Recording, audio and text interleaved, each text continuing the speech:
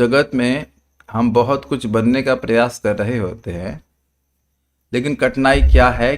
कठिनाई यह है कि जो हम नहीं हैं वो होने का प्रयास कर रहे होते हैं। कोई आईएएस अधिकारी बनना चाहता है, कोई कुछ बनना चाहता है, और इसलिए बहुत परिश्रम होता है। लेकिन जो व्यक्ति जो होता है उसे होने में कोई कठिनाई नहीं होती। जैसे मछली पानी में रहती है, वही डिज़ाइन करी गई है, तो उसे मछली को पानी में रहने में कोई कठिनाई नहीं होती। मछली अगर पानी के बाहर रहने का प्रयास करेगी तो उसी समय से उसकी कठिनाई शुरू हो जाएगी। बात बहुत सिंपल है। तो जीवात्मा भगवान का सेवक है, और अगर वो भगवान का सेवक होना चाहे तो कोई भी कठिनाई नहीं है, उसी में वो सुखी रहेगा। जैसे मछली नमक के पानी में भी सुखी रहती है। हम रह सकते हैं नमक के पानी में? हम लोग आंखें खोल सकते हैं? नहीं खोल सकते। तो भगवान ने हमारा सिस्टम डिज़ाइन ही किया है कि हम उनकी सेवा करें। आप कहेंगे ये सब बात क्यों कह रहे हैं?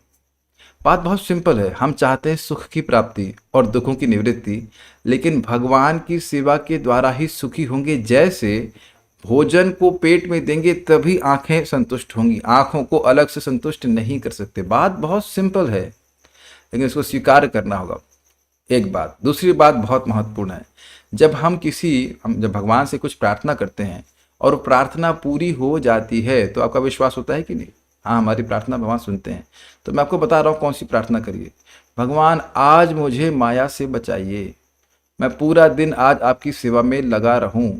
ये प्रार्थना करना और देखना कि शाम तक बचते हैं कि नहीं बचते, और आप देखेंगे कि आप बच जाएंगे। बीइंग इन माया मीन्स यही बात कि मैं कृष्ण का सेवक के अलावा कुछ और हूँ, और किसी और तरीके से मैं सुखी हो जाऊंगा। ये माया ही कहा जाएगा ना, ये बेवकूफ़ी ही कही जाएगी ना कि मैं पेट की जगह आंख में रोटी बांध कर घूमता रहूं। ये तो बेवकूफ़ी कह जाएगी क्या कि नहीं? एक और दूसरे एंगल से माता जी लोग मेरी बात को समझ पाएंगे। कभी कभी कुछ भोजन बनाते हैं, कहते हैं वैसी नहीं बना, वो टेस्ट नहीं आ रहा है। तो फिर आप गुरु के पास जाते हैं। गुरु मतलब जो आपका कुकिंग गुरु होगा, कैसे बनाते हैं आपकी, बड़ा अच्छा बनता है, हमको नहीं बन रहा है यहाँ पे ऐसा।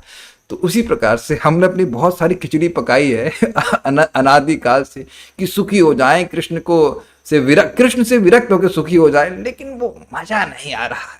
तो अब गुरु के पास जाए, अर्थात कृष्ण के पास जाए। कृष्ण कह रहे हैं तुम मेरी शरण में आओ, तुम मुझे सुखी करो और तुम खूब सुखी हो जाओगे। तो फिर प्रश्न आ जाएगा, प्रभु जी भगवान को सुखी कैसे करें? बहुत सिंपल है, बहुत सिंपल। बड़े बड़े प्यारे भगवान है, उनके बारे में सुनिए, उनके बारे में बोलिए, उनका स्मरण कीजिए, उनका पूजन कीजिए, और ये सभी चीज़ें भगवान के नाम उच्चारण से हो जाती हैं। आप लोगों को बहुत सिंपल बात लग रही होगी, लेकिन पता है क्या, जब आप किसी की सेवा करते हैं और आपको मालूम चल जाए कि वो सुखी हो रहा है, तब बड़ा मजा आता है सेवा करने में। Do you agree? तो ये बात हमें शास्त्र से मालूम चल रही है कि भगवान हरे कृष्ण मंत्र को सुन करके बड़े प्रसन्न हो जाते हैं। तो ये याद रखकर भजन करेंगे तो बड़ा उत्साह रहेगा, और बड़े अच्छे से भगवान को सर्व करेंगे, बड़े अच्छे से भगवान को सर्व करेंगे। जैसे आप किसी की थाली में अच्छी वस्तु देते हैं, हरे कृष्णा बिल्कुल स्पष्ट बोलेंगे, क्योंकि कृष्ण सुनते हैं और कृष्ण एक एक नाम का स्मरण करते हैं। आपने कितने नाम बोले सब याद रखते हैं शाश्वत रूप से। So let's chant nicely. केवल आपको ये देखना है कि आप स्पष्ट बोले हरे कृष्णा, क्योंकि कृष्ण को सुनना है। ठीक है? हरे कृष्णा। सो चैंट।